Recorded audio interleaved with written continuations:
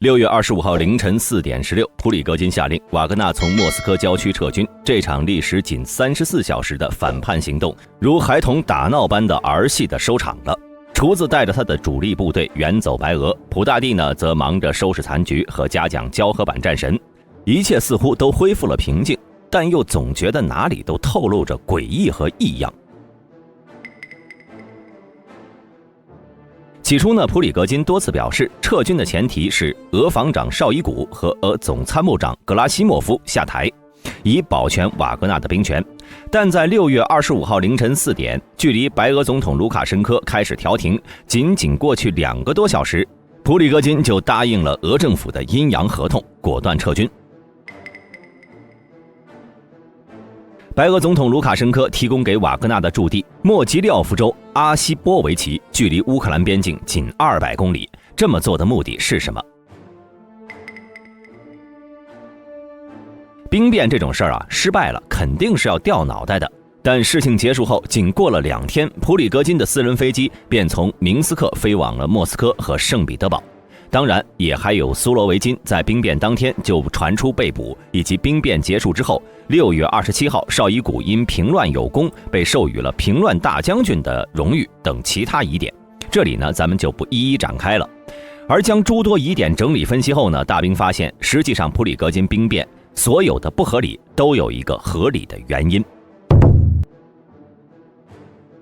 关于普里戈金本人发迹的故事呢，各位朋友或多或少应该都知道一些。这里呢就不多聊了，咱们直接从瓦格纳和俄政府的关系来说起。瓦格纳的前身是斯拉夫军团，其指挥官是从俄联邦军事情报总局退役的中将德米特里乌特金。也就是说，斯拉夫军团是被俄联邦军情总局所掌控的。联邦军情总局是什么呢？它的前身呢是苏联国家安全委员会，也就是科克勃。因此起初的瓦格纳本质上来说呢，是由俄联邦军情总局这个情报部门控制的军事力量。由于瓦格纳只服从俄罗斯情报部门的命令，因此俄国防部非常不满，经常给瓦格纳下绊子。比如2015年，瓦格纳在叙利亚执行任务时，从驻叙俄军那里领取弹药和装备，却不服从驻叙俄军的命令，于是其部队的重型装备都被没收了，武器弹药的供给也开始出现了问题。这个桥段各位是不是有点熟悉呢？没错，这和今年5月份普里戈金在巴赫穆特怒对俄国防部不给弹药是差不多。总之呢，先前情报部门和国防部双方关系虽然不好，但也只是小打小闹，并没有明面上的直接冲突。直到俄罗斯对乌克兰发动战争之后，双方矛盾才算是彻底激化。俄乌战争开始后呢，俄方原本预期的速战速决并没有出现，战场态势始终不如人意。又由于正规军损失过大，战绩不佳，于是雇佣军这个炮灰就被顶到了前面。结果呢，就显而易见了，炮灰比正规军还能打。例如瓦格纳拼死打下了巴赫穆特，目前此地的俄军已经有守不住的前兆了。当然最主要的原因呢，还是打法问题。既然是炮灰部队，采用的自然是炮灰打法，而且瓦格纳也比较舍得出钱，只要能从战斗中活着出来，基本都能拿到巨额的绩效奖金，推进速度比俄正规军是没法比。不过呢，这种依靠士兵填线换取战线推进，终归会有一个大问题，那就是士兵越打越少，这可怎么办呢？去年8月份，曾经有俄媒体爆出，瓦格纳从监狱招兵，从8月1号到20号，有多达3.5万人更换了服刑地点。而说到当时的监狱招兵，还避不开一个名词——西罗维基。这是一个普京为首的权力集团，这个集团里的主要成员呢，几乎都是出身于前苏联的科克勃和其他强力部门。前面提到的俄联邦军事情报总局，自然也是西罗维基的一部分。而像联邦侦察委员会、法院、司法部等机关也和西罗维基息息相关。那监狱呢，一般归谁管辖呢？自然是司法部。因此，既然和瓦格纳同属一个阵营，其在监狱征兵的流程走得就极其顺利。为什么大兵着重提这件事呢？因为在去年，俄国防部没有权力管理监狱招兵的工作，绍伊古等人只能眼睁睁地看着瓦格纳持续壮大。截止到去年年底，普里戈金手下已经有用超过5万人的兵力。而在俄乌战争开始前呢，瓦格纳在乌东部署的人数仅有数千，一直到今年2月份左右，俄国防部才拿到从监狱招兵的权利，而此时呢，比较优质的兵源早就被瓦格纳抢完了。在此期间，或许是瓦格纳的势力过于庞大，也可能是普里戈金结识了俄国内非普京派系的一票人。总之呢，瓦格纳在不断壮大的时间节点，普里戈金有了不该有的想法，开始拉拢苏罗维金以及其他俄罗斯将军等势力。这也就是为什么去年9月份俄乌战争打了半年多后，普里戈金突然公开承认自己在2014年成立了瓦格纳之后，更是频繁且高调地出现在俄乌前线，给自己塑造一个强人形象。毕竟亲自穿上作战服到一线去指挥，和一众俄高层坐在办公室里指点江山，形成的反差非常大，哪个对民众更有说服力是显而易见。关于普里戈金结识苏罗维金，大兵也是最近才正式确认。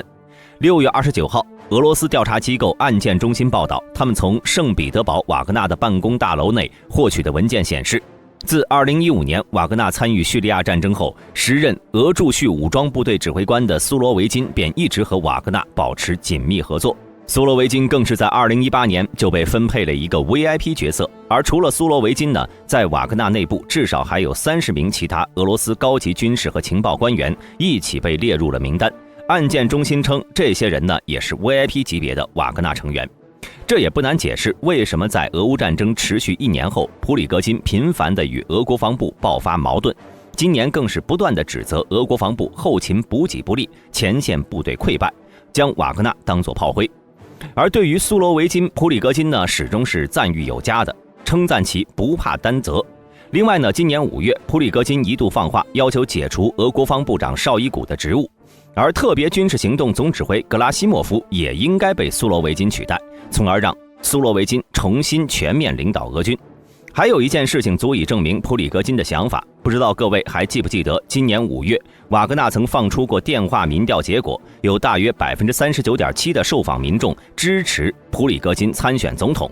这个数据呢，仅仅略低于普京的 42.5%。显然，这一系列举动一定存在踩红线的意思。而普京本人呢，自然能看出普里戈金的想法，再让他这么搞下去，自己总统的位置可能真的会出纰漏。于是签署法令，让绍伊古在6月中旬放出截止7月1号，雇佣兵必须与俄国防部签合同的操作。当然，从这个角度呢，也不难发现，为什么所有人都瞧不起绍伊古，说他是一个搞建筑的，居然能够步步高升，坐上国防部长这个宝座，就是因为他听话呀。毕竟听什么做什么的员工才是好员工。而普里戈金能有更大的想法，他自然也能看出来，普京收兵权一定是动了杀心。此时明面上普京拒绝普里戈金会面的请求也已经有1个月时间了。在各方势力的驱动下，以及收兵权的日期逼近，普里戈金想不反也不行了。还是那句话，普里戈金是相当聪明的，他很早就知道进军莫斯科必然是一场豪赌，所以必须要有退路。从当时兵变之后的种种情况看，普里戈金呢，当时明显做了2手准备。其一，当然是计划顺利，长驱直入，挺进克攻。第2手，大兵判断应该是在24号，普里戈金向莫斯科行军过程中，发现事情没有同僚说的那么顺利，临时改变的策略，也就是继续给足普京面子，在他和大众眼前扮演一个愚忠只是不顾大局的形象，为自己留一条后路，并且想尽办法保住自己的瓦格纳。这点呢，咱们可以从6月26号兵变失败后，普里戈金11分钟的音频存在自相矛盾得到证实。视频中呢，他一方面坚称俄联邦国防部攻击了他们营地，导致30人死亡，所以他才被迫决定前往莫斯科，以惩罚俄罗斯联邦国防部。经过25号凌晨双方的协议，瓦格纳已经确定按照国防部要求在7月1号解散，他们计划在6月30号向罗斯托夫驻地俄军交接装备。另一方面呢，普里戈金解释，他并不是政变，更不是叛乱，当时只是一场示威抗议，他无意推翻俄联邦政府，瓦格纳不想让俄罗斯流血，并且普里戈金期间反复提醒，瓦格纳在1个白天就走了780公里，只需要再走200公里就能到达莫斯科。瓦格纳一路上没有在地面上杀死任何人，只是出于自卫击落了来攻击他们的飞机。而在这11分钟的表演中呢，普里戈金几乎没有什么失败者的任何语气或者情绪，听起来倒像是一副他胜券在握，但是为了不让俄罗斯流血，所以驻守的慈悲腔调。那么普里戈金输了吗？看起来并没有，毕竟前面咱们提到啊，他第2手的目的已经转变为给自己保留后路，并且保住瓦格纳。当然这里面呢，有他长期在普京手下做事总结经验所在，因为普里戈金深知普京对西罗维基这帮人的玩法，更多呢是在玩平衡、玩资源分配。毕竟，普京在消灭原油寡头后，并没有将这些生意收归国有，而是将其分配给了支持他的势力。因此，从目前来讲，普里戈金最终如愿以偿，忠于他的瓦格纳主体部队，跟随他前往白俄。瓦格纳在非洲的生意也能接着做。那么，普里戈金有明显的背叛行为后，为什么普京会选择放他一马呢？难道不怕放虎归山吗？有关这个问题啊，其实很好解释。首先，普里戈金的政治实力还没有能力去挑战普京，两个人的段位呢，明显是不在一个级别。经过兵变事件之后，普里戈金背后的部分俄罗斯情报部门势力应该也会将其视为弃子。当然，这只是大兵的猜测。其次呢，则是兵变之前，普京的情况确实是有点尴尬，他急需一些筹码来准备2024年的俄罗斯大选。但从去年开始呢，俄罗斯明显已经连入2个大坑。第一个是对乌克兰发动战争。我们都知道，开战之初，俄军本想迅速解决战斗，结果拖了1年多，而长期的战争呢，一定会影响国内的经济和财政。由于乌克兰背后有整个北约提供援助，因此现阶段战场主动权是在乌克兰手里的。第二呢，则是深陷战争泥潭的俄罗斯对芬兰成功加入北约无力采取任何实质性措施，导致俄罗斯西北部摩尔曼斯克、圣彼得堡、加里宁格勒和北德温斯克这4大重地丧失战略意义。北方舰队目前是俄罗斯战略地位最高、实力最强、配备最好的舰队，它的母港呢位于摩尔曼斯克。不知道各位有没有印象，2021年3月，俄北方舰队3艘战略核潜艇同时在北冰洋破开1.5米的冰层上浮的消息，这在当时啊算是大新闻了。因为仅这3艘核潜艇最多能够携带480枚核弹头，这个数量足以毁灭整个欧洲或者美国。2022年3月到5月，美国开始将最先进的 P-8A 反潜巡逻机部署在北极圈内的埃文斯空军基地，其目的是显而易见的。但埃文斯距离摩尔曼斯克距离超过了1000公里 ，P-8A 370公里的搜索范围明显不太够用。但现在不一样了，芬兰加入北约后，摩尔曼斯克距离芬兰边境最近处呢仅180公里。如果芬兰地区部署 P-8A， 那么原地起飞就能直接监视俄北方舰队母港内的潜艇，其战略意义至少缩水了一半。第二个，圣彼得堡。圣彼得堡呢被称为俄罗斯的北方首都，其重要性仅次于莫斯科。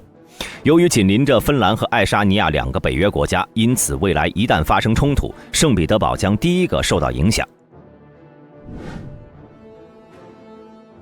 而除了芬兰湾进入波罗的海，俄罗斯的飞地加里宁格勒也深受影响。